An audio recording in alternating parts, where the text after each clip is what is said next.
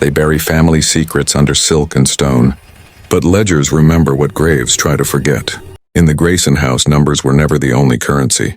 Names were, and names demanded payment. Isabel Reed arrived with a single bag, a tape recorder, and a stubborn appetite for truth. The village watched her like a family ledger watching debts. "We keep to ourselves," the innkeeper warned. She smiled and walked the cold path to Grayson Hall. The front door opened on a hall that smelled of old iron and carbolic. Portraits in heavy frames glared down. In the study against the wall sat a ledger in black edges, silver thread, and a single note carved into its clasp. Account. Isabel opened the book. Names spilled like tide lines. Not sums, transactions of living things. Paid, one memory. Balance, one night's breath. Forfeit firstborn. The margins held dates and shorthand that looked less like bookkeeping and more like verdicts. She copied rules etched faintly between entries. A name inked becomes owed. Currency is conscience. The ledger arranges its own balance. And never bring love as payment. The line felt like a plea and a threat. Old Hargreaves, the gardener, borrowed seed at spring. Eliza Grayson wrote his name. That night his son woke with hollowed eyes and would not sleep. By dawn the seedlings had blackened, frost that had not been there. Hargreaves had paid the wage the ledger demanded. The housekeepers knew how to hide slips in hems. Lila the maid, Thomas the butler, old Mabel, they became ledger's clerks by necessity. Trade shelter for a name, mercy for a mark. Some thought they saved neighbors. Others felt they stitched doom quietly. Ambrose Gray came with an interest in estate inventories. He found mention of a Grayson ledger in an old will. The ledger's hand had the same tilt as handwriting in a fragment he owned. He felt a cold ripple touch his spine the moment he read the family crest stamped on a page. A crowd of angry farmers tried to destroy the book. Fire hissed around the pages. The flames went blue and left a metallic smell. By sunrise, the bank ropes were knotted and cut.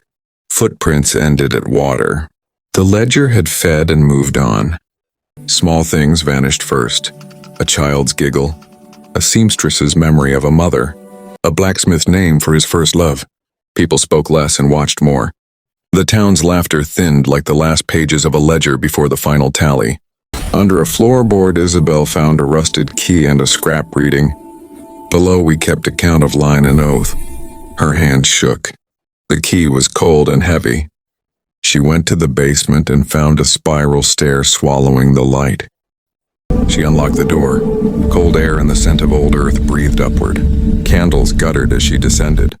At the bottom, on an altar, the ledger lay open on a slab. Pages moved as if turned by invisible fingers. For a breath, she wanted to run. Then she read her own name appear in a wet script. As Isabel's candle flickered, she saw her reflection warp. Behind her, the figure of Lady Eleanor stood in the mirror's crack. Her lips moved, though no sound came. Isabel froze. Then she heard a whisper. "You belong." The walls moaned, floorboards cracked, portraits swayed. Whispers rose from behind wallpaper. Isabel stumbled through corridors, chased by intangible footsteps. Each room tried to swallow her. Ceilings sagged, doors vanished. Ambrose burst into the manor, guided by Isabel's frantic call. He found her in the grand hall, circling the ledger, eyes wild. He pushed through a wall of cold wind and reached to pull the ledger away, but his fingers passed through it like smoke. The ledger opened on its own. A voice, deep, resonant, spoke from the pages. Every debt will be paid. Names arranged in a spiral. The ledger glowed red. The floor beneath them cracked open. Spirits clawed upward like roots. Lady Eleanor appeared, her eyes hollow. She declared the price, one blood sacrifice, one soul free. Isabel and Ambrose stared at each other, understanding the ledger's demand. They backed toward opposite walls.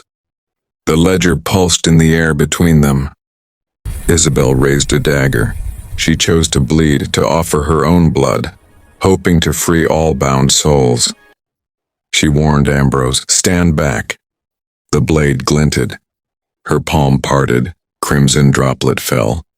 As blood touched the pages, the manor convulsed. Walls folded, floors melted into dust. The ledger snapped shut, swallowing the altar. Isabel and Ambrose were flung outward. The house vanished. Silence reigned. At dawn, villagers gathered. The manor was gone. Isabel lay unconscious. Ambrose stood shaken. She awoke clutching the rusted key. In her eyes, for a heartbeat, she saw Eleanor's reflection fade. Some say the ledger died that night. Others say it simply hid deeper. On certain nights, the creek glimmers faint red and a name is written in the dark. Beware books that christen your name, for debts awaken. If this tale chilled you, subscribe for more haunted legacies of old families, and tell us, what secret would you pay to forget? The next night, the manor breathed again. Emily woke to whispers, thousands of them, circling her bed like a swarm of ghosts. The air was cold, too cold. Her breath fogged and she felt fingers brushing her hair. "Leave before the debt claims you," a woman's voice hissed near her ear. But it was too late. The Grayson Curse had marked her. She followed the whispers back into the library, where the portrait of the first mistress, Eleanor Grayson, seemed alive. The eyes moved, the mouth curved, and then the painting spoke. "You've opened what should have stayed buried, child." The walls began to twist. The floorboards bled black water. Emily stumbled back as the faces of every Grayson ancestor emerged from the wallpaper, whispering in one voice, "The debt must be paid."